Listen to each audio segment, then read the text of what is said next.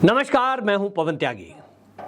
भारत का most wanted एक और आतंकवादी पाकिस्तान में अज्ञात हमलावर ने मार दिया और इससे पूरे पाकिस्तान में हड़कंप मचा हुआ है।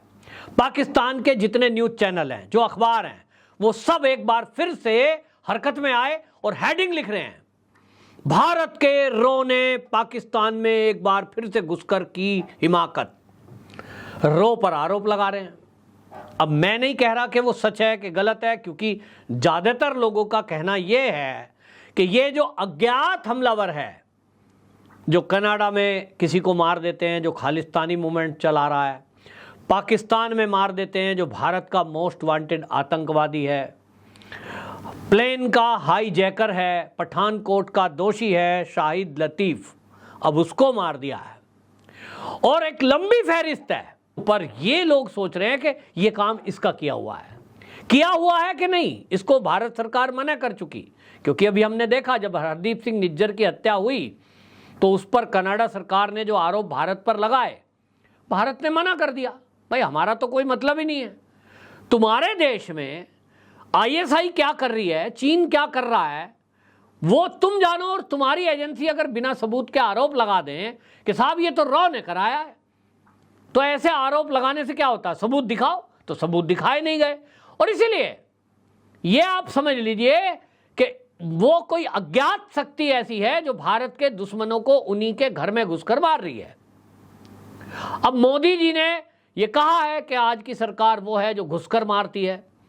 ये बात अलग है, क्योंकि जब सरकार के लेवल पे कोई काम होता है, जब सेना कोई ऑपरेशन करती है, तो उसको खुलकर बोलते हैं वो कि सर्जिकल स्ट्राइक हमने किया बालाकोट, उसकी जिम्मेदारी ली और खुलकर बताया, तो खुलकर किया। अब अगर कोई काम नहीं किया तो उसको कैसे कह देंगे भाई? हाँ, ये हो सकता है कि किसी को लगता हो कि ये जो आतंकवादी हैं, जो पाकिस्तान में पले पले बड़े, इनको पाला, अब वो सिरदर्द बनते जा रहे हैं, उन्हीं के लिए परेशानी का सबब बन रहे हैं। पूरी दुनिया में पाकिस्तान बदनाम हो रहा है, आतंकवादी देश है, ऐसा उस पर ठप्पा लग चुका है। तो आईएसआई को लगता होगा कि अब इनसे पिंड छुड़ाया जाए। या ये भी हो सकता है कि भारत के दुश्मन हैं तो भारत के कोई प्रेमी पाकिस्तान में बैठे हों, जो चाहते हो कि भाई भारत में बहुत सारे लोग हैं। आपने देखा ना भाई, गिलगिट बल्किस्तान में क्या है, मोदी जी का नारा लग रहा है, मोदी जी हमारा बचाओ, हमें यहां हमें मिला लो। पीओके में नारा लग रहा है। बहुत सारे लोग ऐसे हैं जो मोदी जी को चाहते हैं, भारत को चाहते हैं। बहुत सारे लोग ऐसे हैं जो भारत में फिर से मिलना चाहते हैं, और भारत में मिलना पाकिस्तान का किसी भी भूभाग का तब तक नहीं हो सकता जब तक पाकिस्तान में आतंकवाद फैल रहा है। भारत का हर राजनीतिक, जब से मोदी सरकार आई है, वो तो यही कह रहे हैं, जब तक कोई बात नहीं करेंगे, जब तक आतंकवाद खत्म नहीं करोगे। तो भाई, पाकिस्तान में किन्हीं को लगा होगा, अज्ञात लोगों को, कि यार ये जो आतंकवादी हैं इनको निपटाओ पहले, क्योंकि भारत में हमें मिलना है। आज भारत कहां से कहां पहुंच गया, विश्व की 5वीं आर्थिक स्थिति पर पहुंच गया है। 75 साल में दोनों देश एक ही दिन के अंतर पे तो आजाद हुए। एक पहुंच गया है विश्व की सबसे बड़ी 5वीं अर्थव्यवस्था बन गया। आज वहां रिकॉर्ड भारत के अंदर हाईवेज, रेलवेज, खुद का फाइटर प्लेन, खुद के हेलीकॉप्टर, खुद के सैटेलाइट, चांद पर पहुंच गए, सूरज पर पहुंच गए। क्या क्या कर रहा है भारत। और दूसरी तरफ आतंकवादी, भुखमरी, लड़ाई झगड़े, कलेश, रेत के मकान, न पानी न खाना। दूसरी तरफ भारत, आप सोचिए, 80 करोड़ लोगों को पिछले 3 साल से मुफ्त अनाज, 3 करोड़ लोगों को फ्री में मकान, 3 करोड़ लोगों को कम से कम खुद का रोजगार। यह है भारत। तो उनको लग रहा है कि भारत के साथ ही होते तो मोदी जी हमारे भी पीएम होते, तो आज हमारी भी तरक्की हो रही होती। तो कुछ लोगों को लगता है कि भाई अगर भारत में ही मिल जाएं तो इससे अच्छी क्या बात होगी। हालांकि वो हमारे लिए सरदर्द है। जो शाहिद लतीफी जो है, ये जैश ए मोहम्मद का आतंकवादी, जिसको मैंने बताया, ये पठानकोट आपको याद होगा, वहां कुछ आतंकवादियों ने हमला किया था, उसी का ये मास्टरमाइंड था। और ये जो है, उस समय आपको बताऊं, 5 जवान हमारे वीरगति को प्राप्त हुए थे जब एयरफोर्स स्टेशन पर छुप करके हमला कर दिया गया था। इसी तरह आपको बता दूं कि ये जो है एयरफोर्स स्टेशन पर हमले का मास्टरमाइंड ये प्लेन हाईजैक के मामले में भी दोषी है।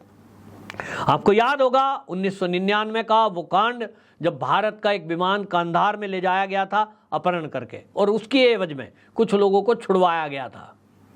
तो आतंकवादी खूंखार छुड़वा दिए थे। बाद में उन्होंने जैश ए मोहम्मद, लश्कर ए तैयबा जैसे संगठन बनाकर उसको मजबूत किया। लगातार भारत के ऊपर हमले हो रहे हैं। तो ये जो करने वाले लोग हैं, ये 16 साल जेल में रहा और 2010 में कांग्रेस की सरकार में इसको पाकिस्तान में डिपोर्ट कर दिया।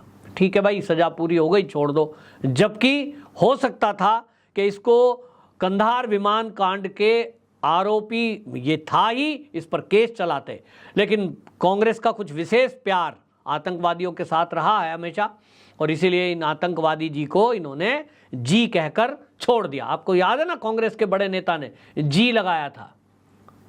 तो ये जी लगाते हैं, तो जी लगाकर जी से पाकिस्तान में इन्होंने छोड़ दिया।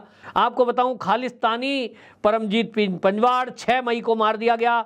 एजाज अहमद 22 फरवरी अभी इसी साल 2023 में वो पाकिस्तान में मारा गया। बशीर अहमद पीर 20 फरवरी को, सैयद खालिद रजा 26 फरवरी को, और सैयद नूर वो जो है 4 मार्च को। यानी ये सब अचीवमेंट जो है, मोहम्मद रियाज इसको अभी मारा है थोड़े दिन पहले।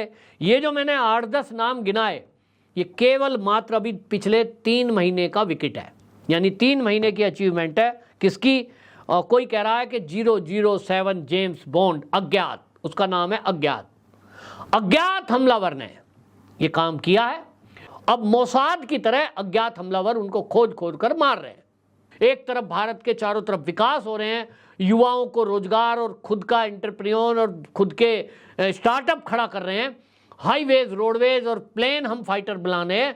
तो लोग कह रहे हैं कि मोदी जी हमारे देश के लिए इसलिए भी शुभ हैं कि हमारे देश का नुकसान चाहने वाले आतंकवादी या खालिस्तानी वो मारे जा रहे हैं, और अज्ञात हमलावर एक एक करके उनको मार रहे हैं। इसलिए 2024 में एक बार फिर से मोदी जी को प्रधानमंत्री बनाना जरूरी है, क्योंकि आतंकवादी जब तक बिल्कुल जीरो ना हो जाएं, खालिस्तानी जब तक बिल्कुल जीरो ना हो जाएं, तब तक भारत में शांति स्थापित नहीं हो सकती। हमें वो आतंकवाद का दौर 2014 के पहले का याद होगा, जगह जगह जब बम फटते थे। और इजराइल जैसा हमला, अभी पाकिस्तान के एक धर्मगुरु ने धमकी दी है कि इजराइल जैसा हमला हम भारत पर भी कर देंगे। ये तो सौभाग्य है हमारा कि मोदी जी हमारे प्रधानमंत्री के रूप में बैठे हैं, अजीत डोवाल हमारे एनएसए के रूप में बैठे हैं, और अमित शाह हमारे गृह मंत्री के रूप में बैठे हैं, और राजनाथ सिंह हमारे रक्षा मंत्री के रूप में हमें मिले हुए हैं, एस जयशंकर विदेश मंत्री के रूप में मिले हुए हैं।